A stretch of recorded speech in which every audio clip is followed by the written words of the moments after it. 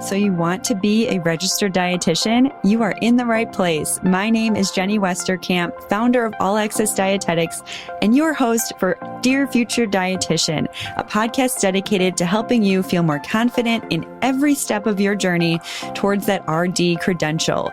Thank you for being here and taking the time to listen to this episode and investing in yourself and your future career. I can already tell you're going to be a rockstar dietitian. Now let's get into it. Welcome everyone to the episode. I'm here with Abbie Stasior. Abbie is a bubbly and driven future dietitian. She has a master's in nutrition and exercise physiology from Columbia University and an intuitive eating counselor certification. She's also the founder of health and life coaching company, About Being Better LLC, that has helped hundreds of people across 5 continents develop a diet-free, healthy lifestyle that they can sustain over the long term. She's also a published researcher, and her most notable media features have been on The Medium, Thrive Global, and a story about her in Her Story magazine. And she Persisted and the Food Freedom Lab podcast. Oh my gosh. And now the Dear Future Dietitian podcast. Yay. Welcome, Abbie, to the show. Yay, Jenny. Thank you so much for having me. Oh, you're welcome. I know the origin story here of Jenny and Abbie. Actually, she had reached out to me on email about our past class, RD exam prep, with some questions. And I remember seeing her email because it was, I think, Abbie at beaboutbeingbetter.com, I'm pretty sure. And I remember being like, okay, you don't usually see that. I need to obviously creep on her and see what this is, see what her business is. And then I looked and I saw this amazing health and life coaching company that she's built. She has a team. We're going to get all into that today, but I'm so glad that I creeped on you and now you're here on the podcast. You'll also be a speaker at the RD2BE Summit for those of you listening to this live for the summit on August 1st and 2nd. And then we'll also be an ambassador for All Access Dietetics. So I'm very excited that you've connected and are in our All Access community, and hoping today we can really talk through the business side of things and kind of how you started that business as a future dietitian. Yeah, absolutely. I love talking about this. There's definitely a lot of misconceptions. I think a lot of people think that you need the credential before you can start. So looking to, dispel some of those myths today. Absolutely. And so why don't we start with kind of what your journey has been up to this point? Kind of give me a timeline on your education and your journey with health coaching.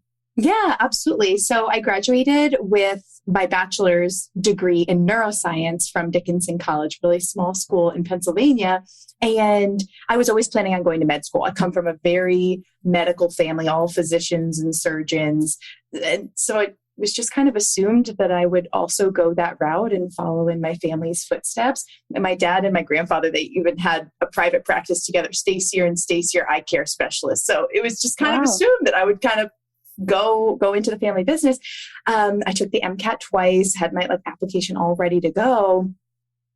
And I was like, I can't do this. I was like, this just doesn't feel right. And I ended up going on a trip to San Francisco. And this was a really defining moment for me. And I was in Muir Woods. I don't know if you've ever been to San Francisco and the huge redwood trees.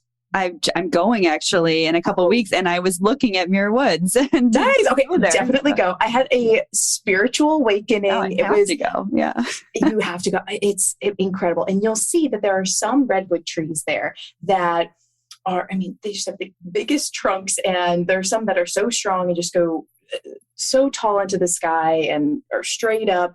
Amazing. They have a lot of access to sunlight, and then you'll see some trees there that are kind of not decrepit looking, like they're not decaying, but they are all twisted and turning all different ways. And you can tell that they changed the direction that they were growing in to get access to sunlight. So they just don't look as healthy, and they look all twisted. So it was interesting. And I was walking through Muir Woods. I'm deciding, should I apply? Should I not go to med school? If I don't go to med school, what will my parents say? What I have all these expectations on me. I've already got my application all ready to go.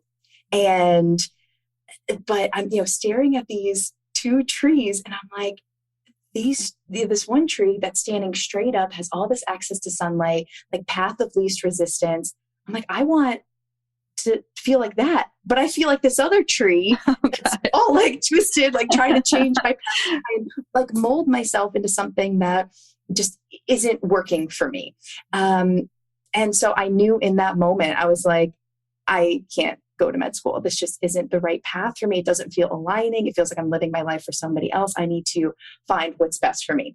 So I, at that point, flew home and dove into research because I'm like, I have no idea what else is out there to help people with their health. I knew that I want to help people with their health. Yeah, I definitely want to, serve other people. And I love science. So I'm like, I got to combine this love of service and science somehow. So I was looking into different certifications. I was like, well, do I go to business school? Do I start my own business? Do I become a health coach? There's so many different types of health coaching certifications online. I ended up investing the entirety of my savings into a business coach that had a blueprint for starting people, basically health and fitness coaches or personal trainers. How do you start an online business? And I was like, okay, great. And I ended up signing up for a quick 30-minute discovery call, and it ended up being a 2.5-hour sales call that ended with me investing the entirety of my savings. Oh my gosh. Wow.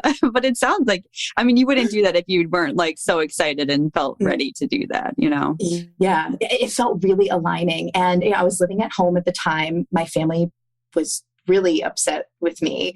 My mom didn't speak to me for 3 weeks. My dad was so mad. It was very uncomfortable living at home. But I was like, y'all, just give me a month, give me 4 weeks, and I'm going to build this business into something.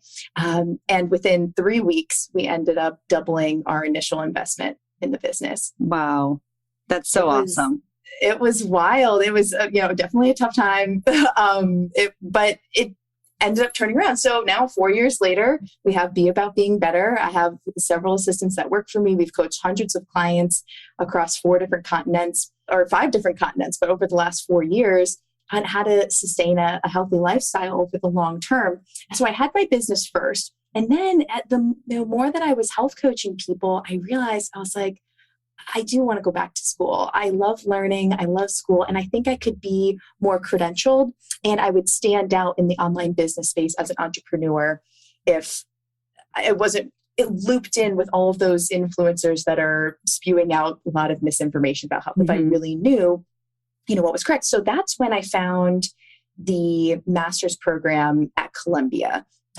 Through Teachers College. And the master's program is Nutrition and Exercise Physiology. I love that it was a combined program because I was like, people need support with nutrition and exercise. So it was great. And then, so I was only planning on getting the master's. I was not planning at that time to be a registered dietitian. And then I get in there, have a semester under my belt, and my advisor sits me down going over the next kind of trajectory for my coursework. And she's like, it's only a few extra classes and a little internship. And you could be a registered dietitian. I'm like, okay, great. So I'm signing my name on the dotted line. I had no idea how intense the dietetic internship is. Oh my gosh. I was not aware at all. So I just graduated and I'm starting my dietetic internship through Vanderbilt University. So I'm moving to Nashville this week. And all the while I'm keeping up with my online business while in school. Oh, I love that. I like hearing how all those decisions were made, right? And kind of remembering that there's no normal path. We probably are all twisted trees, in some sense. And there's some decisions there. I know it was random for me too, just even thinking, switching my major to nutrition and then my advisor being like, yeah, it's just a little internship. It's no problem. And then you find out it's the the match rate when I was going through it was, maybe 70% and it declined and now it's back up again. But, it's you don't even realize everything that's there. But one thought or kind of follow-up question for you, because we get a lot of people, lots of health coaches that end up with the same reasoning that you just said about adding the credential and just kind of solidifying maybe the science background and everything. But we get a lot of people that make that leap. Do you have any advice specifically for people that would be on the fence? Is there anything else you would say to them about doing the credential? I know you're not fully done with it yet, but even with just knowing that that's where you're going with it. Absolutely. I think if someone's on the fence, you have to look at, okay, who is your ideal client? Who do you want to be serving? Because if you just want to help people in general that maybe are, basically healthy, but need help with general healthy habits, you're probably fine just being a health coach doing your own thing. You're not going to do any harm. Where it gets a little tricky is if either you're searching to help or people are coming to you that are more complicated cases that really need that medical nutrition therapy. And it's like, oh, things are really out of your scope. You could be doing more harm. So that's where you should get the credential. And then I also think it's a financial decision too. And timeline. Do you want to get a master's degree? And soon that's going to be required. Do you have the financial means to be able to go get the master's degree? Do you have the time? Can you find a degree program where you can work part? I mean, that's how I was able to keep things up, living in New York City right now. I was able to still work and have an income while in school. So, those types of decisions I think can go into it. Plus who is the ideal client population that you want to serve. Right. No, that's a great summary of it. And I would just add, just thinking about okay, you can be a health coach and you can do that and that can be your career and you can have clients or you can manage clients and have a whole health coaching business. And there's opportunities there for sure. I think with what people don't realize with becoming a dietitian, just on the outside, I didn't even know what a dietitian was until my junior year of college. And I, didn't even know that a sports dietitian existed until later in the end of my junior year of college. So knowing all the different career paths that you can take as a dietitian, I think that's really interesting. And when people are scared about the investment of the money, the time, the resources, if they did the research to see, hey, maybe I can start and do more of the coaching and have that be my thing, even as a dietitian or not. But then think of all these other paths. If you want to change, directions, twist the tree a little bit more, there's a lot there for dietitians, which people just don't know about. So that's so true. That's so true. There really isn't I think it's really on us as RDs2BE to educate more people on the different paths and probably other institutions too, to make students more aware when they're deciding in undergrad or maybe even in high school, getting down to that level. Imagine studying for the RD exam with an evidence-based study method, a clear study plan, access to a tutor, accountability, and expert instruction. It's all included in PassClass, the complete RD exam solution for studying with less overwhelm and more confidence. You can learn more about everything that's included in this complete program by going to allaccessdietetics.com/pass-class. Now you can hear from a recent graduate, Tanya, about her experience with PassClass. Hi, my name is Tanya, and I bought All Access. I was gifted Inman with my program, but I didn't like the way it was set up because it was just Cliff Notes. And I read about All Access, and it really teaches you how to take the exam. I passed my exam on the first try on Wednesday, and I completely followed All Access program the way that it was explained, and I put in the time to study, and I utilized all the resources that they give you, which are a ton. Everybody there is so accommodating, and they really do go above and beyond when you have a question. And I felt really relieved that I only had one study material to use because it's really overwhelming process to take the exam. So I'm super happy I did it. I'm now a registered dietitian, and I really do thank their program and the way they teach you how to study and all the materials that they provide. So I definitely recommend it. It's worth the money 100%. This is if there was 3 of me, I would be trying to figure out how to recruit more people to the field. And I'll talk about this actually at the RD2BE summit, but we definitely have to grow the field. And I will say, you're taking the master's route into the dietetic internship route, which is awesome. Did you have to do the prerequisites then first, or maybe some of your prereqs carried over from your bachelor's degree? Some of my prereqs carried over. I only had to take microbiology on my own the summer before I started my master's. All right. So that's a pretty good pathway. Or at least so now there's a new type of model program called the Future Graduate Program, or now it'll be called Graduate Program in Dietetics. And these will be different ones that'll not require, they'll require different prerequisites or not even a bachelor's in nutrition or anything, but they'll be shorter. They'll be 2 years now. So I guess technically yours will have taken, you'll probably be 2-3 years all in? or 4 years? It'll be 4 years. 4 years. Okay. I took 3 years for the master's because I was working full time. Right. So, Okay. So then in that, just for our listeners, it doesn't have to be that long, although it sounds you're in great programs and like, that's all really great. But just for people where time is an issue for them, you can actually do it in as little as like 2 years with some programs. That's wonderful. All in. Yeah. So it's kind of crazy. But okay. So let's get back to you and your, like, what do you think are like your best tips for running a business, I guess, as a student, right? So or pre-dietitian, like what would you say to people, regarding that? Yeah, absolutely. I think first you have to know your scope of practice and you have to know what you're comfortable and legally what you're able to either, prescribe or give advice on. And you have to have people in your corner that you're referring out to. Even for me, I'm constantly connecting with other, RDs that have different specialties and it just being comfortable with that and not seeing it as, oh, I'm losing a client. It's like, no, you're actually giving the client what they need to get the results. Oh, I love that. Yeah. I just don't talk to enough people that are health coaches where that's such a great thing. And that's like a win-win. I mean, I always feel like health coaches and dietitians should be on the same team, I think so too. Mm-hmm. Yeah, I agree. And I think you have to help with that, to make sure that you're taking on the right clients, really have a detailed initial intake form and have a detailed application process as well, and not just take on anybody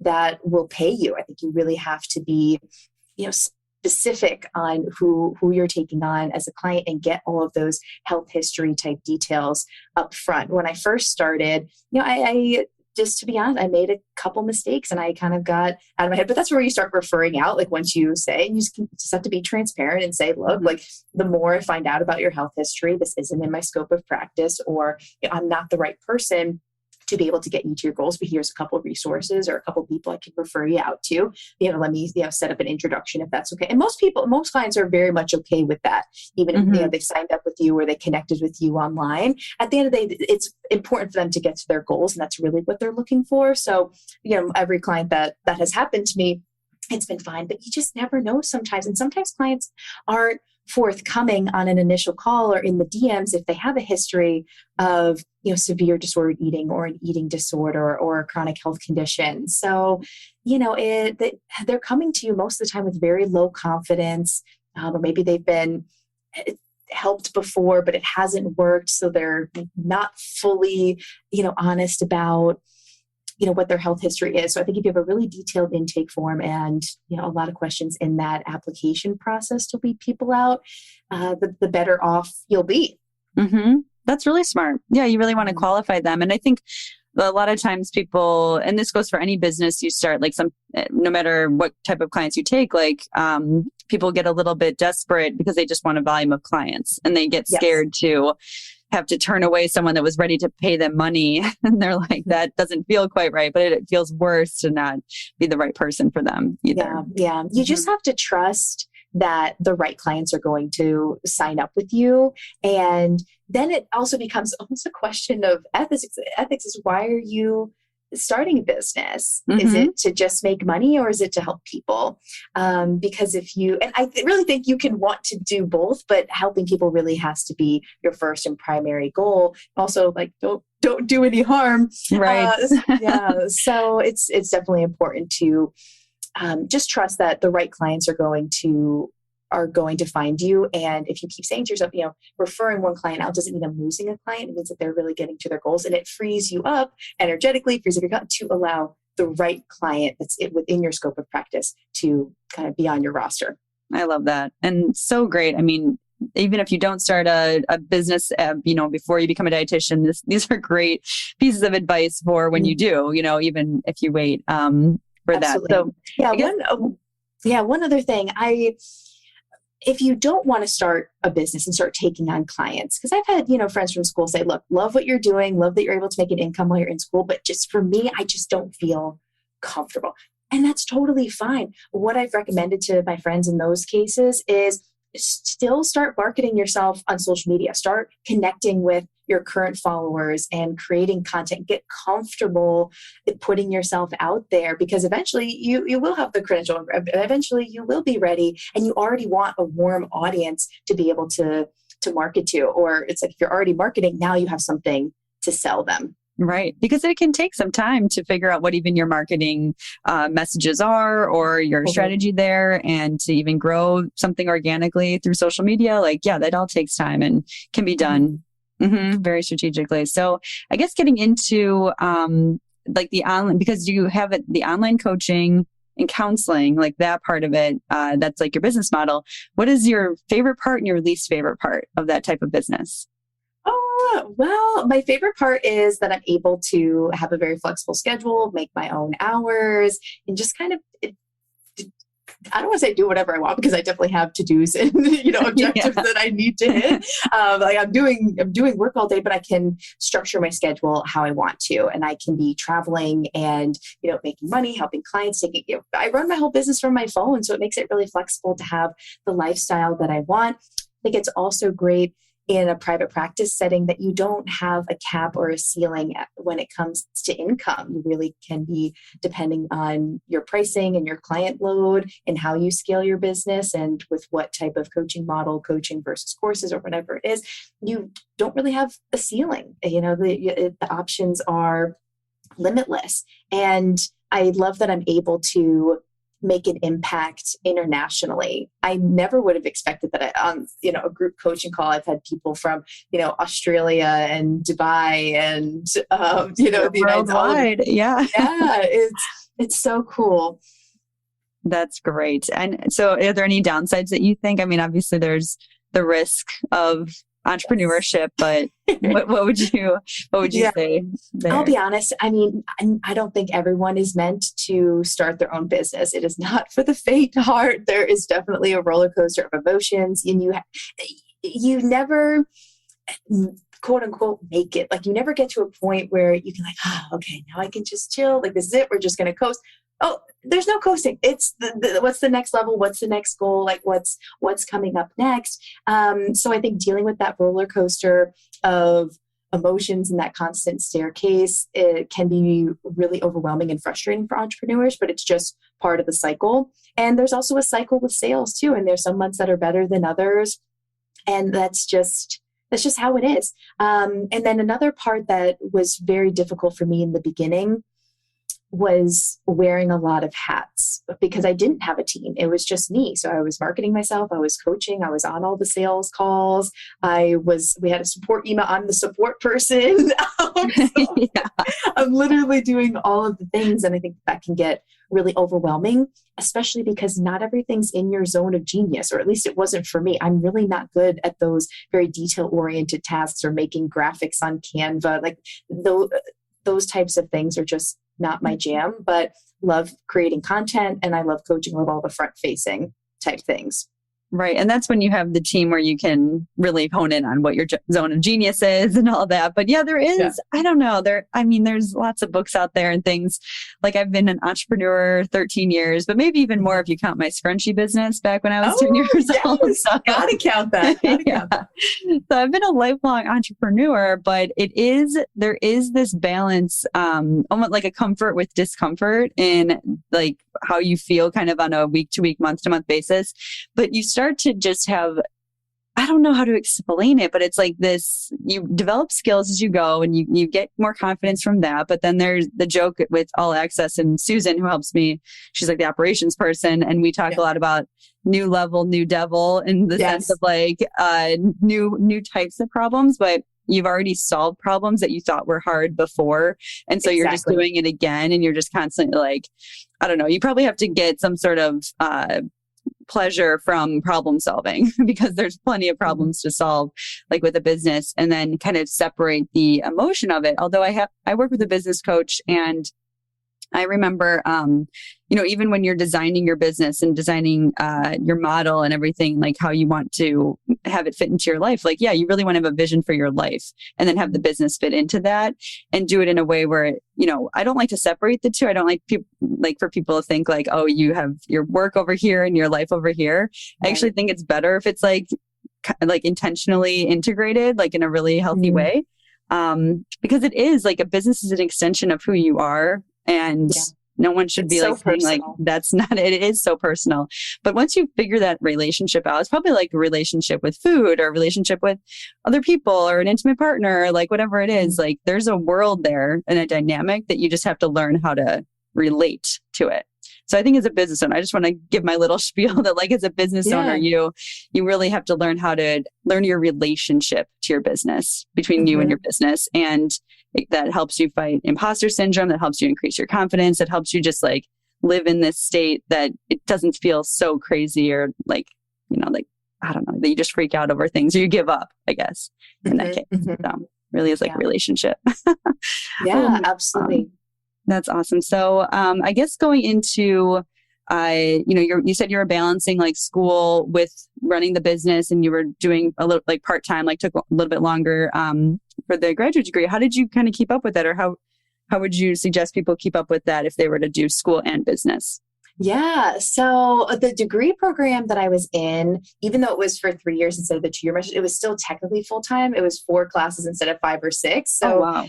Yeah. And then they had another part-time option where it's maybe 1 or 2 classes at a time. So, it was, everything felt full-time. I mean, 4 classes for me at one time, I was like, this is like undergrad. It is. So I had to be very strategic with my schedule. I had a very solid calendar system. So if you don't have that yet, I say, do some trial and correction until you find what is going to work for you. And you have to time block things. You have to schedule things like an appointment. And what I started, this might sound a little woo-woo, but go with me here. I'm here.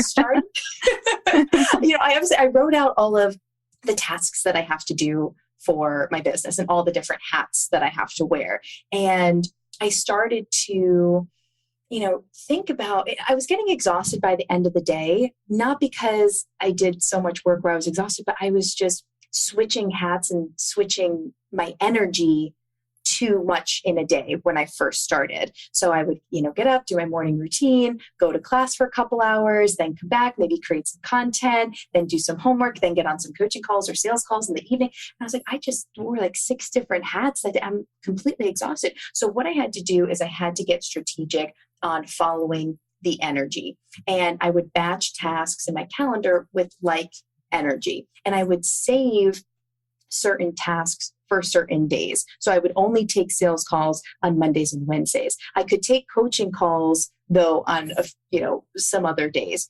I saved homework for, certain days. And obviously I had my class that was kind of set. So it's like, first I started with that. It's like, what are the things in my schedule that are absolutely set that can't be changed? So I would, definitely put in my class schedule from there and then work around it so that, after class, I would study, and from class, just kind of keep that deep work type energy going. But then on days where I was really creative and wanting to create content, I did more business things those days and not as many admin tasks because it was just too front facing, which didn't go with the admin energy. So hopefully I didn't lose anyone. That's awesome. Yeah, no, I think that you're basically, time management is good. Energy management is great. And that's what you want to be layering on. And I think very possible for people that, your must-dos are with your class schedule and everything like that. But being able, I totally am with you on the, like having certain themes to your days in a way, or like the energy, because I do the same thing where, and it takes a while and you kind of figure out because things keep changing. So you keep adapting or from semester to semester, but being able to, let's say, for example, like I go really hard on calls Monday, Tuesday, and then I have like Wednesday to like catch up, do all the follow up and like all the projects that come from the calls. Yep. And then even Thursday is like very light and then project. And then Friday, I try to do all like the wrap up. Like no one talked to me. Like I need to just get all of this done. And then I feel like, all right, that's a complete week for me. Exactly. But yeah, I think that's how you want. And then being able to know to tweak it and kind of, just structure it in the way that feels good. Exactly. Yeah, because my content day, for example, or my call days would change based on what my class schedule was. So being flexible and checking in with yourself, each semester, whenever your schedule changes, it has to happen. And I found it very effective to schedule my self-care. I always took Saturdays off, even if it was finals week. I did not study. I did not do any business work. Like Saturdays have notoriously been my day off where I completely unplug. I sometimes rarely even post my Instagram story. I'm like, this is my time. And I found that to be really effective in mitigating burnout. Mm-hmm. Wow. These are some pro tips. I hope everyone listening is going to take action from this. I know I'll remind people at the end of every episode, I'm like, are you going to take action? Because that's really the only way this actually will help you. And these are some very actionable tips. So this is awesome. So I guess then going into the resources, or I know you said you had worked with a coach to help you. Let's say maybe someone isn't ready for a coach or can't make the financial investment. Are there any other resources or books or people that you like to learn from? Yes. So one book that was transformative for me and my energy and just getting over that imposter syndrome. So it helped with the mindset and also strategy for business it's called Earth is Hiring. Oh, never heard of it. Okay. Yes. Earth is Hiring by Peta Kelly, Peta, and then it's Kelly. I don't think it's EY. So that book is fabulous and it's great for millennials. I mean, you have to kind of get into her writing style. She's definitely woo-woo, but it's fabulous. It definitely helps you with the mindset component and, different strategies for approaching your business and just living a fulfilled life and not letting your business control you, but like you have control over your business and you're creating the life and the impact that you want to. So love that book. And one thing I recommend, if you're not able to hire a mentor, although a lot of business coaches out there now, if you're not able to invest in their one-on-one coaching, maybe their group coaching program, that can probably be several $1,000s. You're not able to do that. A lot of them have, freebies that you can download from their website to get you started, different courses. And if you're going to buy a course, definitely watch the course. Right. A lot of people, I've created so many courses and, when people buy them, I wonder if they're really, there's so much value in there. I really do wonder if people are watching them, if they're not also getting the coaching that's associated with it. So if you buy a course, really watch that and implement it. And I think if you could also study your favorite entrepreneurs, people that are already doing what you hope to do, have the lifestyle that you want. If you start studying them, okay, what types of content are working for them? How are they showing up? How often are they posting? And, they might not be in exactly the same, lifestyle. They might be posting more just because they have more time and they're not in school at the same time. So, take that with a grain of salt. But if you can approach that without a comparison eye, like, oh, I'm not that person, because you have your own unique gifts and talents, and you're going to have your business and coach and counsel in your specific way. So it's not to copy, but it can give you a good idea if you're not able to financially invest in, coaching, that's more personalized at that time. You could start to, study some people that are successful out there. And then the last thing that I'll say is a really great place to start, and this is where I start with all of my private business coaching clients, is you have to zero in on your ideal client. And it's so simple, but it's the step it's skipped, and people just glaze over and they start making content that is speaking to the masses, and it ends up being very vanilla. And then people wonder why it doesn't get any engagement. You have to really be whispering in the ear of your ideal client. Imagine one person that you're speaking to. So it's very specific. Like for your ideal client, you should know, how old are they? Where do they live? What's their day? What time do they get up in the morning? What are they eating? What's their favorite food? What do they do on the weekends? What are their hobbies? Like you have to, how much money do they make? Like, what is their family dynamic? So like you have to have all of these things about your ideal client in your head. Now, obviously that's just one example. You're probably gonna have many clients with different types of demographics and things like that. But when you're creating content, you want to try and have that one person in mind so you can be whispering in their ear rather than just kind of screaming to the masses. Mm-hmm. Right. Knowing your personas and really getting specific about that. Even, and yeah, like for example, with All Access Dietetics, this is how specific it is, even though it doesn't seem obvious. Like, we don't even try to talk to dietitians. We're in dietetics, but we're like, no, we are future dietitians. Yep. We can narrow that down even more. And, and behind the scenes with our marketing, we're thinking about the personas that we're dealing with, whether it's someone, graduating senior year, like, because you can take all these different pathways now to become a dietitian. We have like different personas based on what that is, and then try to identify who those people are through our marketing, like what they're clicking on and everything, and then know, okay, this is probably a parent that if they were interested in this type of thing or this type of program, and then we can have more specific messaging to them. Because, like a career changer versus a senior, someone who's maybe like 20, 21 years old and has a whole different set of like rules that they live by versus someone that maybe has 3 children and is, trying to just get this degree and get it done with. Those are different, but then we talk to them differently in the marketing messages. So absolutely. And you did a really great job of that in the past class webinar that I watched, and going through, here are the different studying mistakes for the RD exam. And you went through 4 different mistakes and kind of made a persona out of them. And I was like, ooh, I think I'm like 2 or 3 of these people. Yeah. It was really great. I mean, it makes it so you want people to have that Me Too effect. Like, yep, that's totally me. Yes. And so anyway, you were really effective with that. Oh, thanks. Yeah, no, because I had like 500 calls with people that had taken the RD exam, and I could just bucket them into here's like their main mistakes. Yeah. And then maybe there is something there for people if they don't know. Maybe an exercise is to go and have conversations with people that are generally interested in you and learn about them and talk with them and ask them, what their problems are, and ask them maybe appropriate personal questions so that you can identify those personas. Exactly. You want their goals, you want their fears, you want what they're struggling with and the things that they've tried in the past. That can be really effective for content. It's like, what have you tried in the past that hasn't worked? Okay, keto. All right, the post for tomorrow. Why keto doesn't work? So that can be really helpful too, to take that as that market research.